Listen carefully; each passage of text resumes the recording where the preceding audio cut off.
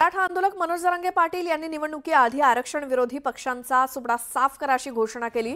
मात्र प्रत्यक्ष मतदानात या घोषणेचा परिणाम मराठवाड्यात काही दिसला नाही।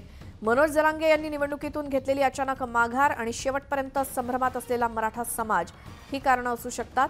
मनोज जरांगे पाटील यांचा परिणाम कमी करण्यासाठी भाजप आणि शिवसेना दोघांनी मराठवाड्यात मराठा उमेदवार दिले आणि मराठवाड्यात 2-3 मतदारसंघ सोडले तर मतदान आकडा स्थिर आहे। त्यामुळे मराठा मतदान मोठ्या प्रमाणात महायुतीला गेल्याचं म्हटलं जातंय।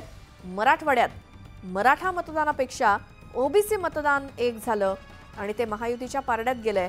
पंकजा मुंडे, लक्ष्मण हाके यांच्या वाढीव सभांचा देखील फायदा काही प्रमाणात युतीला होईल असं म्हटलं जातंय। सिद्धार्थ गोदाम आमचे प्रतिनिधी आपल्या सोबत आहेत या संदर्भात बोलण्यासाठी। सिद्धार्थ, लोकसभेप्रमाणे विधानसभेत सुद्धा जरांगे किंवा मराठा फॅक्टर काय असणार किंवा त्याचा परिणाम काय होणार असा प्रश्न आपल्याला होता। मात्र मतदानानंतर काय अंदाज? मराठवाड्यामध्ये लोकसभेला ज्या पद्धतीने महायुतीला फटका बसला ती भीती महायुतीच्या नेत्यांमध्ये मनोज जरांगे पाटील यांच्या आंदोलनाची भीती होती। मात्र मतदानाचे आकडे बघितले तर ही भीती काही खरी ठरली असं वाटत नाही, कारण ज्या पद्धतीने मतदान झालंय ते महायुतीला मराठ्यांचं मतदान झाल्याची शक्यता या ठिकाणी बोलली जाते। मात्र मनोज जरांगे पाटलाचा मराठवाड्यामध्ये मोठा इम्पॅक्ट होईल आणि मनोज जरांगांनी केलेली घोषणा आरक्षण विरोधी पक्षांचा सुपडा साफ करा यामुळे ओबीसी एक झाले मात्र मराठे संभ्रमात राहिले अशी परिस्थिती राहिली। कारण मनोज जरांगेंनी एकटा अचानक निवडणुकीतून माघार घेतली, त्यानंतर मनोज जरांगेंनी काय फार मोठ्या प्रमाणात भूमिका कुठं मांडली नाही, काय मतदानांनी करायचं। उलट समाजावर त्यांनी सोडून दिलं की तुम्हाला काय करायचं ते करा, कुणाला पाडायचं ते पाडा आणि कुणाला जिंकून आणायचं ते आणा। त्यामुळे मराठा समाज हा शेवटपर्यंत थोडासा संभ्रमात राहिला।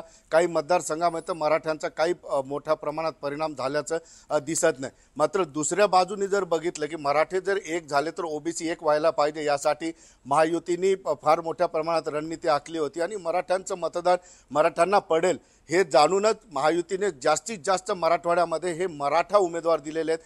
त्यामुळे मराठ्यांचं मतदान महायुतीला पडलेलं आहे। महायुतीला पडलं याचा अर्थ आपल्याला असा काढता येणार नाही की ते मतदान भाजपला पडलंय। महायुतीला पडलं याचा अर्थ ते जास्त प्रमाणात एकनाथ शिंदे यांच्या उमेदवारांना पडलं असावं अशी शक्यता आहे। मात्र मराठा एक होतील याच्यासाठी ओबीसी एक झाले, मराठे संभ्रमात राहिले मात्र ओबीसी एक झाले आणि ओबीसीनी भरभरून मतदान महायुतीला केलेलं आहे। त्यामुळे मनोज जरांगे पाटील यांच्या आव्हानाचा किंवा यांच्या आंदोलनाचा फटका फार काही मोठ्या प्रमाणात मराठवाड्यात बसेल महायुतीला असं कुठेही दिसलेलं नाही।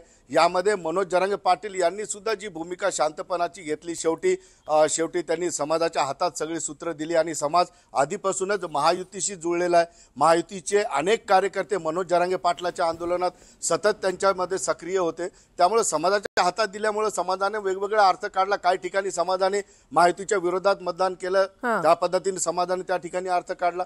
काही प्रमाणात समाजाने असा अर्थ काढला महायुतीला मतदान करावं तर महायुतीला मतदान केलं। त्यामुळे मनोज जरांगे पाटलांच्या सुपडा साफ करेल या घोषणेचा जो काही फार परिणाम मतदानाचा मराठवाड्यामध्ये दिसला नाही। बीड आणि हिंगोली सोडलं तर बाकी ठिकाणी फार मोठ्या प्रमाणात महायुतीला मतदान गेलं नाही मराठ्यांचं, हे म्हणणं आपल्याला चुकीचं ठरू शकतं। मात्र मराठ्यांच्या आंदोलनामुळे मनोज जरांगेच्या आरक्षण विरोधी पक्षाच्या भूमिकेमुळे ओबीसी एक झाला। बरोबर सिद्धार्थ, अगदी बरोबर आहे आणि त्यामुळे आता उद्या आपल्याला कळेलच ते काय परिणाम दिसतायत कोणकोणत्या फॅक्टर्सचे किंवा घटकांचे।